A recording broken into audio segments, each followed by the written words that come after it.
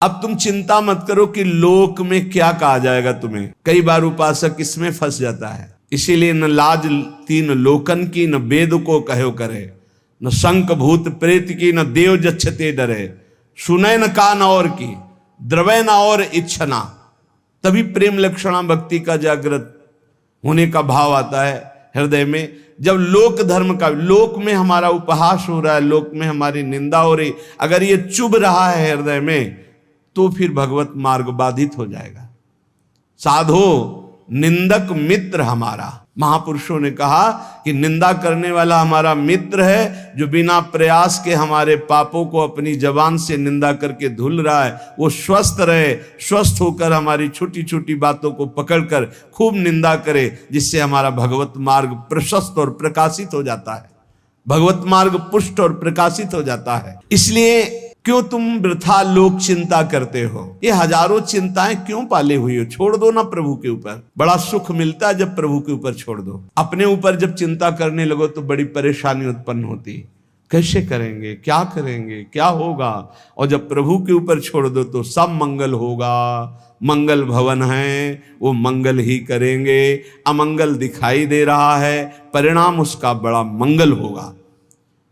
ये जो शास्त्रों चिंताएं लिए बैठे हैं अपने लोग, इसीलिए भजन में तारतम्य नहीं हो। कभी लीला में डूब रहे, कभी नाम जप में डूब रहे, कभी सेवा में, ये तारतम्य नहीं। कभी प्रपंच की बातें, कभी प्रतिष्ठा का चिंतन, कभी नाना प्रकार के मान सम्मान का चिंतन, ये घुसने ना पावे हृदय में।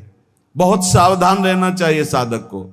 ऐसी बातें देखो मत, ऐसी बातें सुनो मत जिससे तुम्हारा हृदय उद्विग्न होकर प्रभु का चिंतन छोड़ दे। जिन्होंने अपने आप को प्रभु के भरोसे कर दिया, वो बेपरवाह हो गए। कर दो भरोसे में। एक एक क्षण बहुत सुंदर ढंग से व्यतीत होता है जो प्रभु के भरोसे होता, और ऐसे एक एक क्षण जलते रहोगे। चिंता, शोक, भय, अरे अब क्या होगा, ऐसा क्या होगा, कैसे करूं, नाना प्रकार की चिंताएं।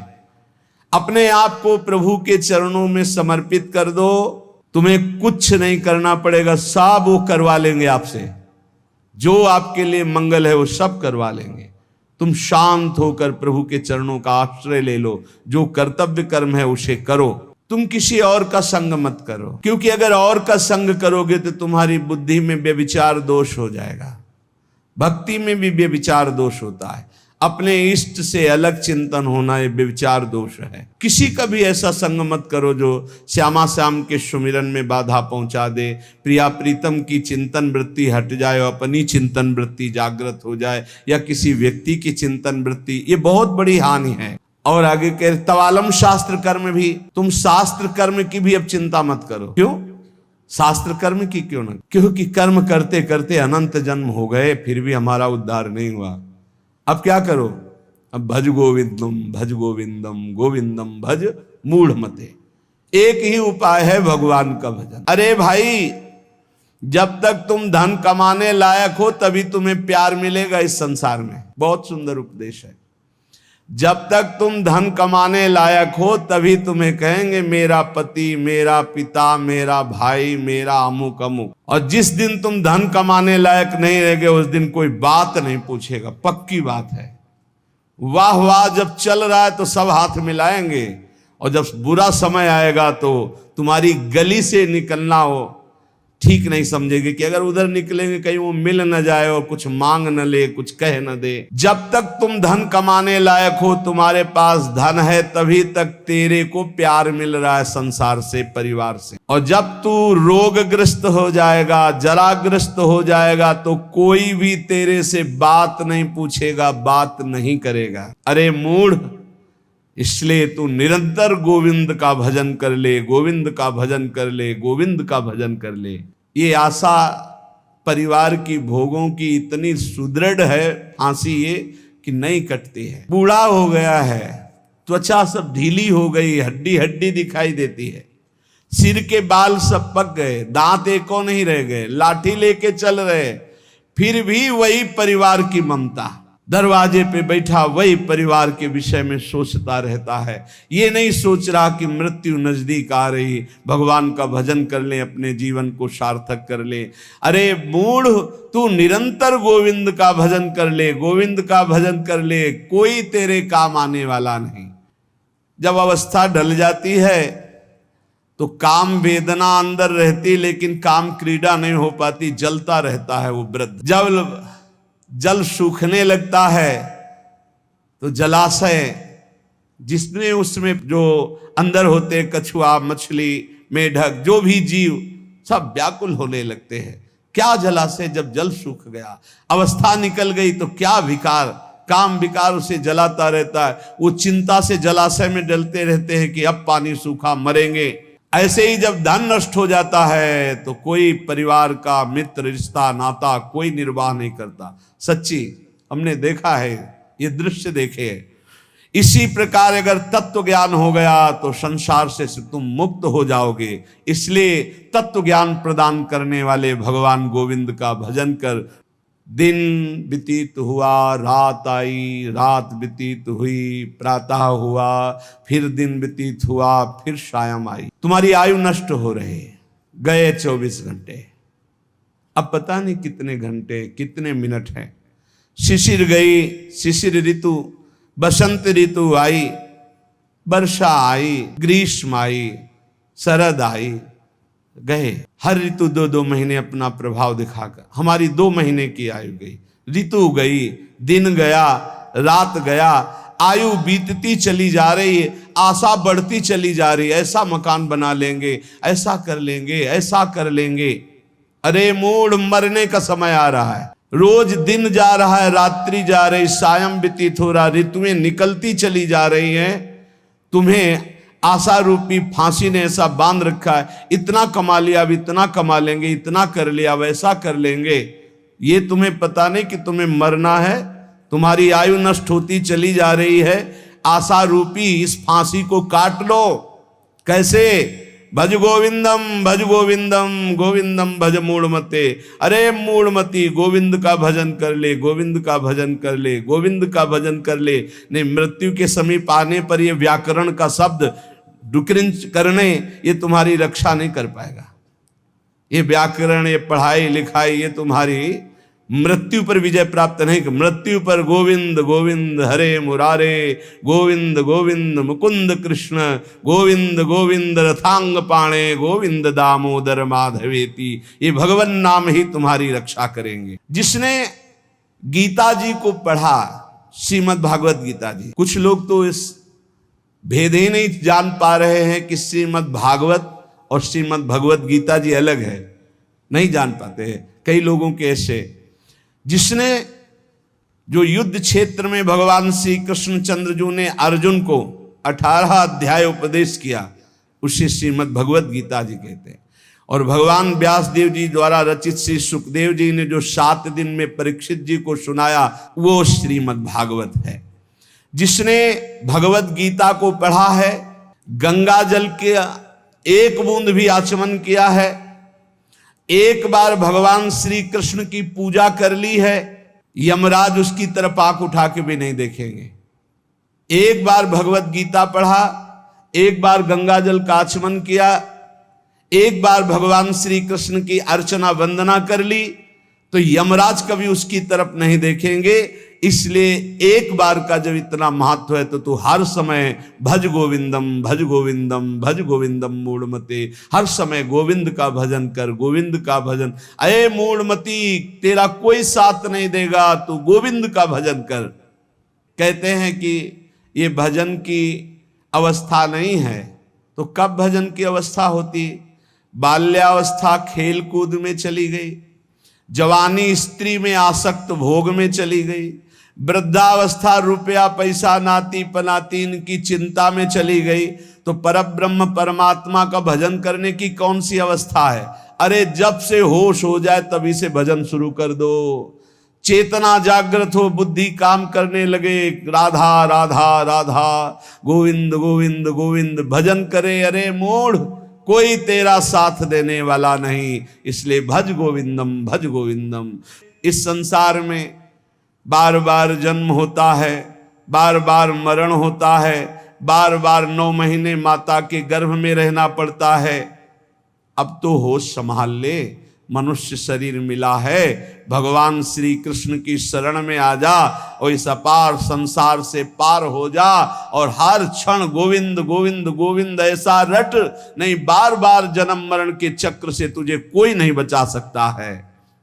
रात गई, दिन गए, पक्ष गया, कृष्ण पक्ष शुक्ल पक्ष, महीना गया, अयन उत्तरायण दक्षिणायन, वर्ष गए, कितने वर्ष गए, अब भी तुझे होश नहीं।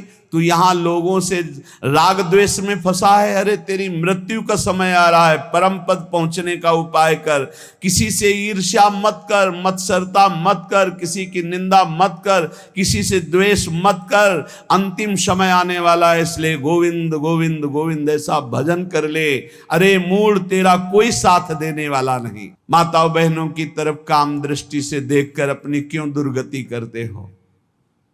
कुछ नहीं है। जहां तुम्हें आकर्षण लग रहा है कुछ नहीं है।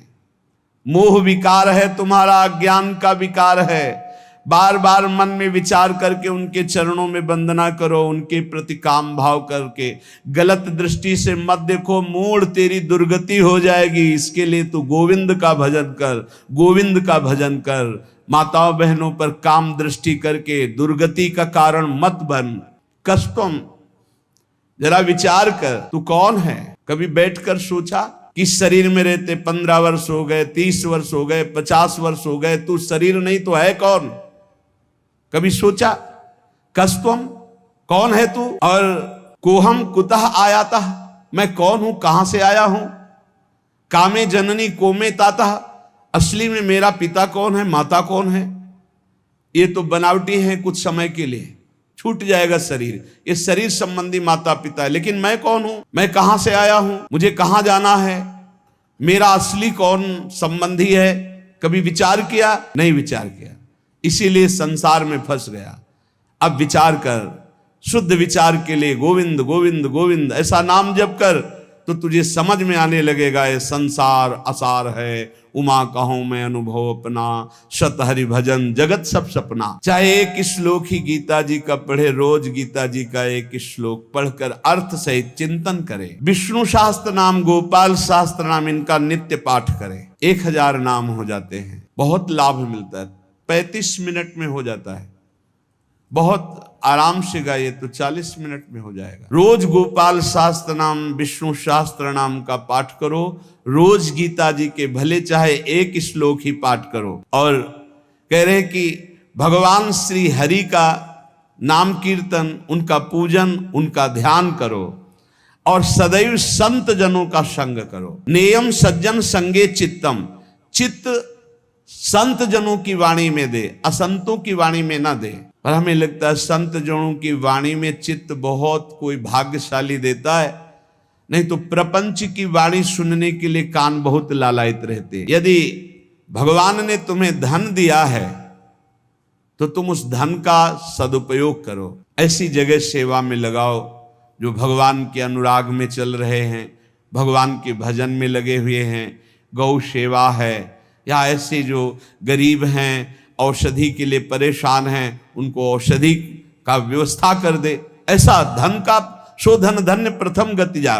नेयम सज्जन संगे चित्तम, देयम दीन जनाय च वित्तम। धन की सार्थकता है दीन जनों की सेवा में, और खूब नाम जप करे। ये शरीर तुम्हें बहुत प्यारा लग रहा है ना, इस शरीर को बहुत लोग तुम्हारे प्यार कर रहे हैं ना, ये सब माया का नाटक है। जिस दिन तुम्हारा प्राण इस शरीर से निकल गए ना, तो जो बहुत प्यार करते थे वो नजदीक नहीं बैठना चाहेंगे। चाहे जितना प्यारा कोई रिश्ता नाता संबंध रखता हो, और मुर्दा घर में एक कमरे में हो, कह दे जाओ उसके पास बैठकर रात व्यतीत करो, तो कह के डर लगेगा। प्राण निकलने पर कोई तेरा नहीं है।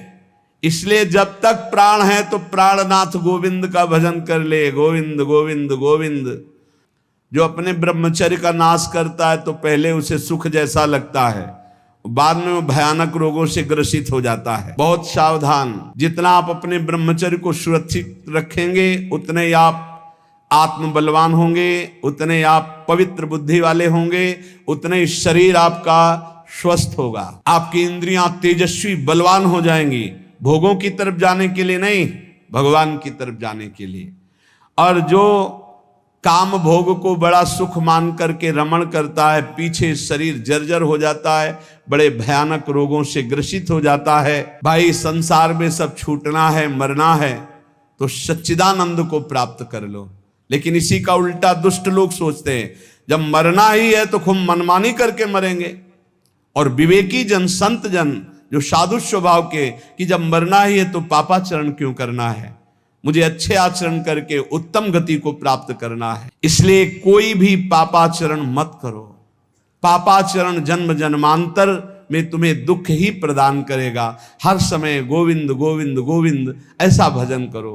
तन ढकने के लिए यदि चिथड़े भी हो तो चलेगा, तन ढकने के लिए, शरीर पोषण के लिए ज्यादा चिंता मत करो, ये तन भी जलेगा, सड़ेगा, नष्ट होगा। इसलिए पापाचरण करके बहुत अच्छे कपड़े पहनने को मिले तो हमारे लिए नरकगामी स्थिति ही है। वर्तमान में भी पापाचरण के द्वारा शरीर को मत सजाओ, मोटी सोने की जंजीर, बढ़िया कपड़ा, कुछ नहीं। ये अग्नि में भस्म होने वाला शरीर है, ये नष्ट होने वाला शरीर। पापाचरण करके इसे सजा रहे हो और पाप करके दुर्गति भोगोगे। एक मार्ग है ऐसा जो तुम्हें इस जन्म में पुण्य और पाप दोनों से बचाकर भगवत प्राप्ति करा दे। वो भगवान का मार्ग है। न मैं हूं, न तू है, न ये संसार है, एकमात्र भगवान है। इसलिए भगवान की शरण में हो जा और गोविंद गोविंद गोविंद ऐसा भजन कर।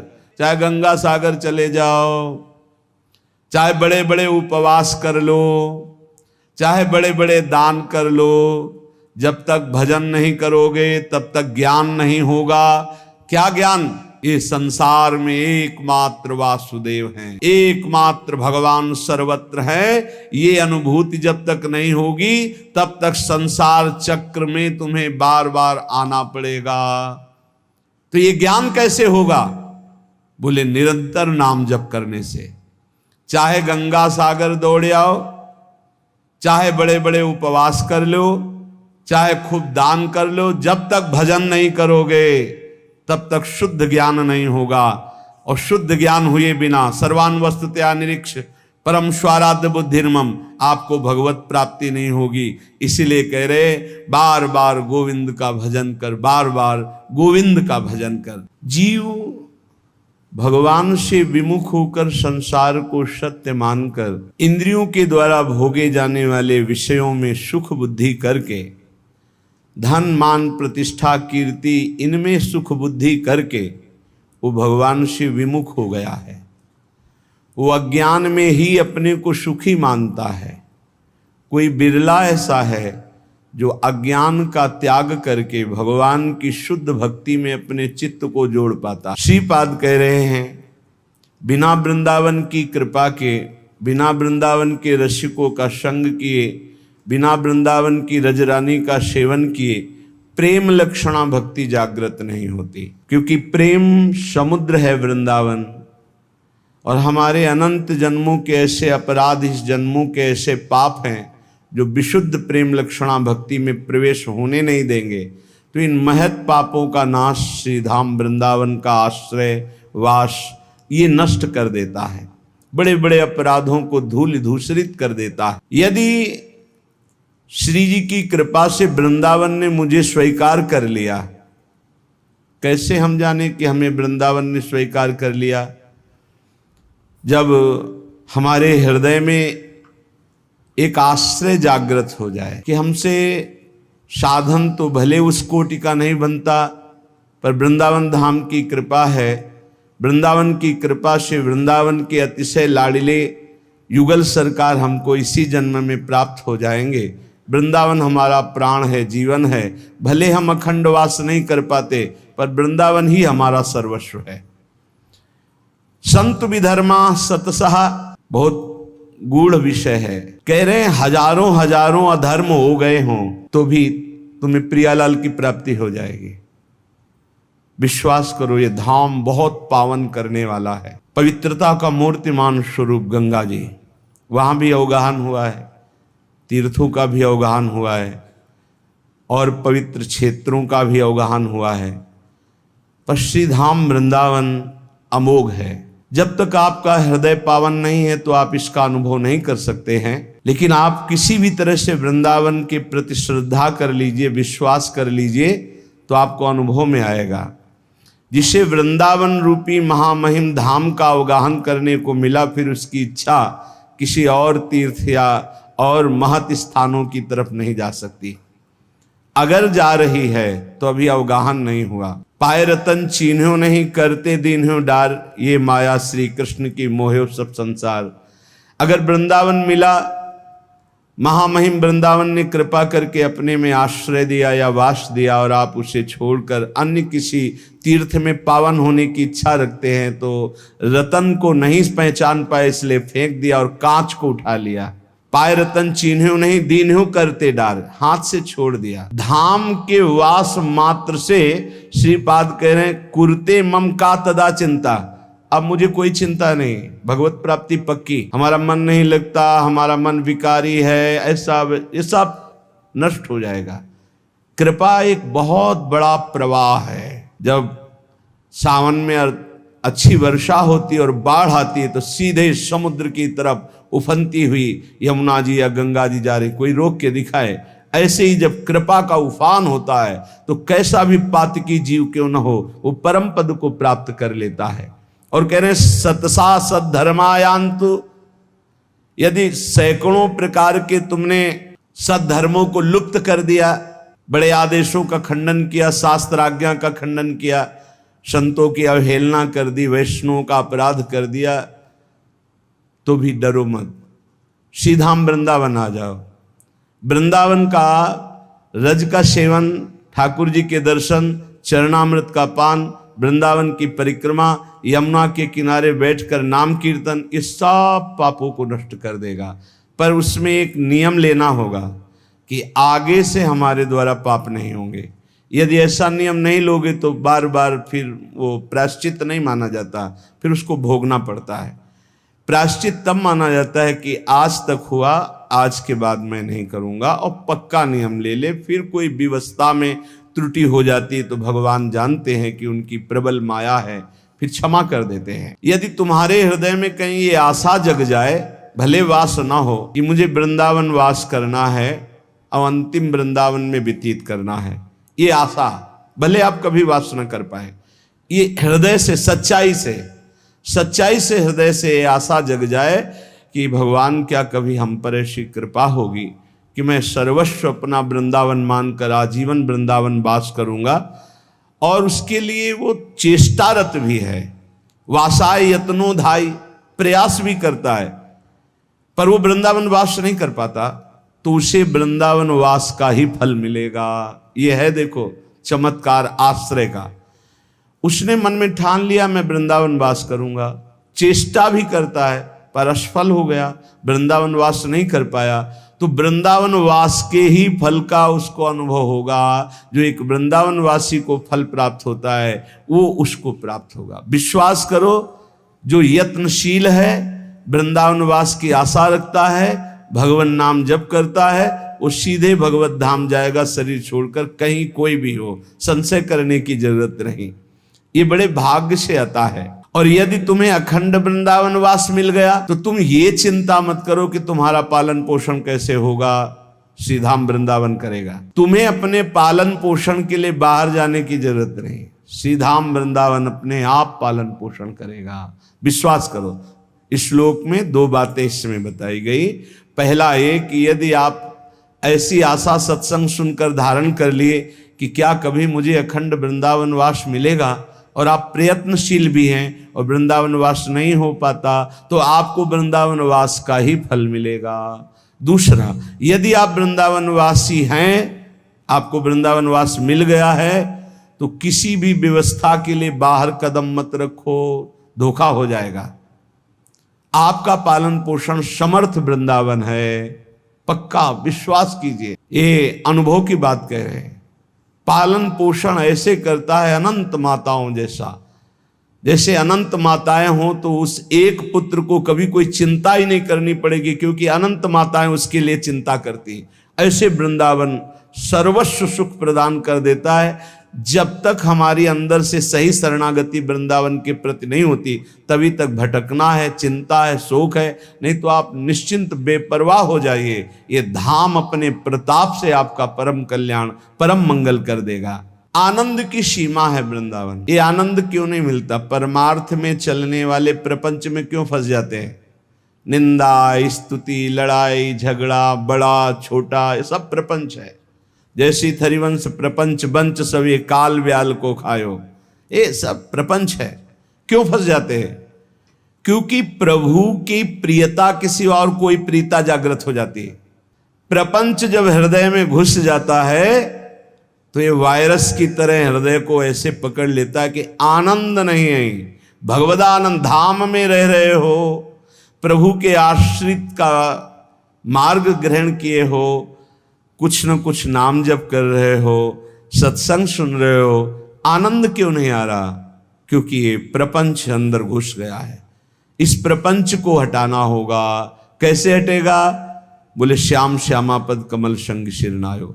जय श्री हरिवंश प्रपंच बंच सब ये काल व्याल को खा। ये काल के द्वारा ग्रसित प्रपंच है, इस पर महत्व बुद्धि मत रखिए। यहाँ कोई भगवान का नाम नहीं लेना चाहता, तुम्हारा नाम कौन लेगा? ये 4 दिन की चांदनी है।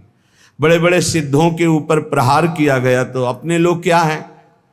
पूज्य पाद उड़िया बाबा के ऊपर गड़ासा चलाया गया, कुल्हाड़ मारी गई श्री मंगनानंद सरस्वती जी की, पलटू बाबा को कुटिया में घेर कर आग लगा दिया गया। ये भजनानंदी बड़े बड़े सिद्धों को ऐसी लीलाएं माया जनित क्लेश दिए गए, तो अपने लोग क्या विश्वास करें कि अपने साथ क्या नहीं हो सकता?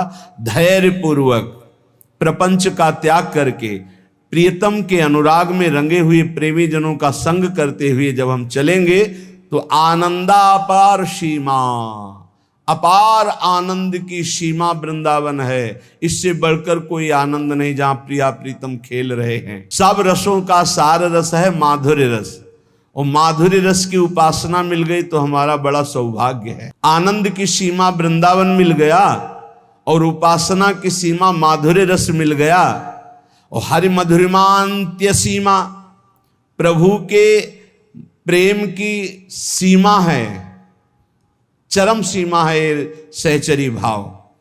ये जो दासी भाव राधा दास चरम सीमा है, कहीं स्वसुख वांछा का लेस भी नहीं इसमें।